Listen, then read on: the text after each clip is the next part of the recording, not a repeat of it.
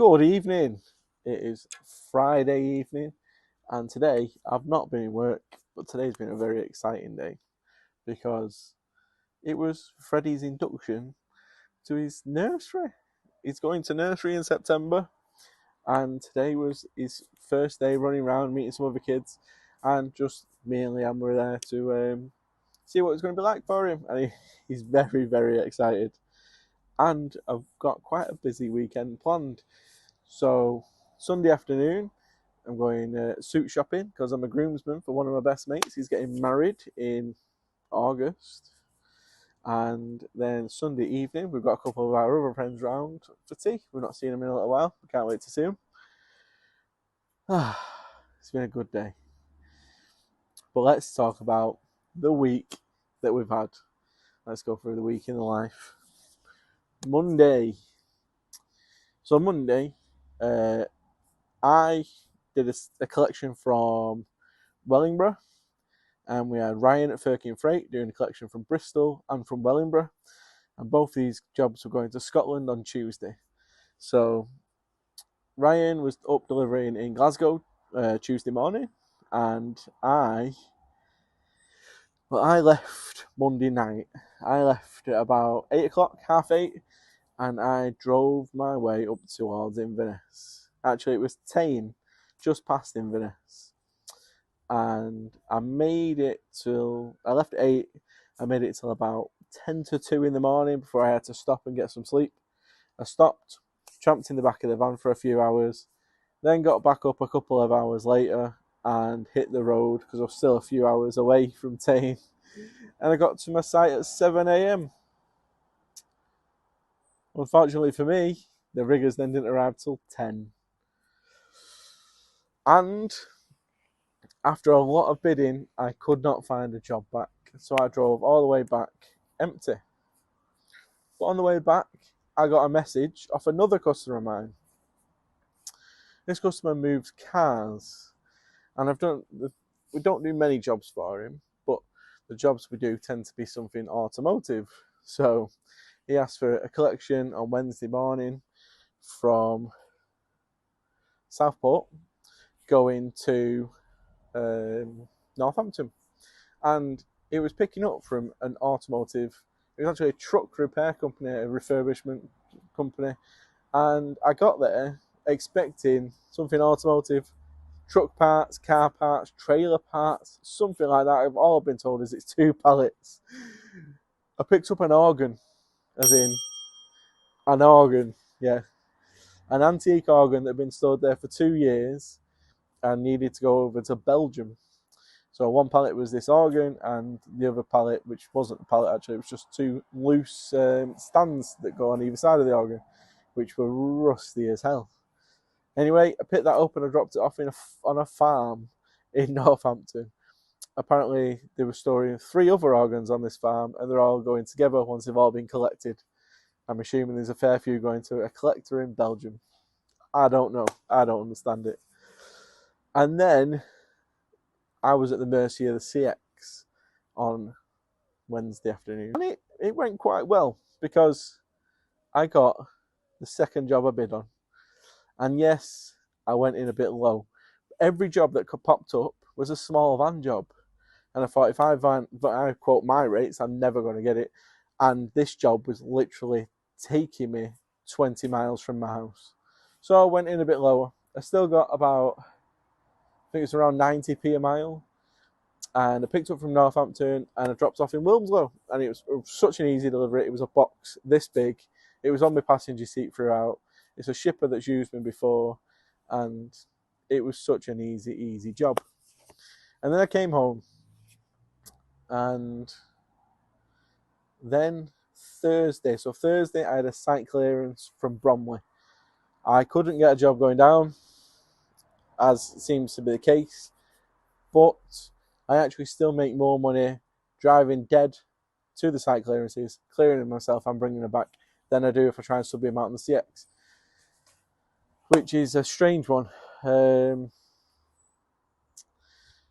I've missed 2 jobs out, mainly because right now I can't actually think what date they were done on.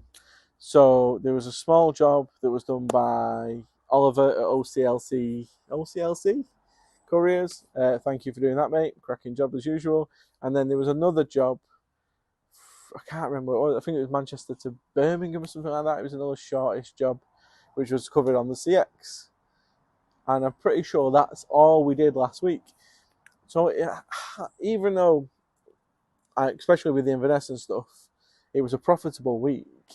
There was a lot of dead miles, and I mean a lot of dead miles. At least 400 dead miles on Tuesday, just driving back from Inverness to home. And then another 240 dead miles going down to Bromley on Thursday. So you look at over 600 dead miles out of the 2,300 miles I did that week. But I still made really good money for the week. And a lot of people focus on dead miles, and you shouldn't have that many dead miles, as many as I've just said. You should try and minimise it as much as you can. But I don't think it's the be-all and end-all as long as you're earning decent money on your route up. What I would suggest, what I try and do, is earn decent money on my first job out and then come back on a backload rate, which at least pays for my fuel and gives me a little bit of extra profit. I could hear someone walking around. We've got loads of baby birds in the trees behind us, and Liam was chasing one around the other day because it fell out the tree, and managed to get it back in the bushes behind us. So, but it's all right. We've got a couple, but there was one just sat there staring at us, and then we've also got quite a few frogs in our garden. It tends to get a bit swampy when it like rains and stuff. So every time we like clean up and weed and stuff, we always find frogs everywhere. Anyway, I digress, obviously. Like I said, it's been a decent week. Friday off.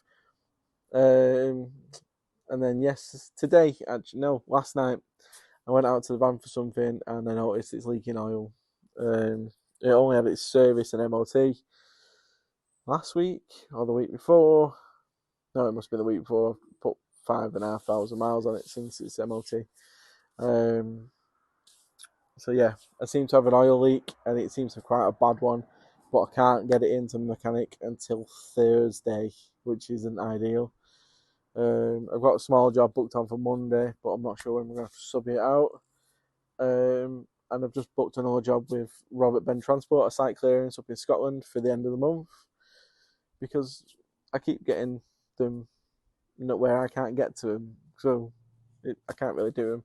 And it actually works out fantastically having people like Robert Ben Transport, Ben, who I speak to the most, and like Neil, Neptune Couriers, up there because they can do them jobs for me. It's absolutely brilliant.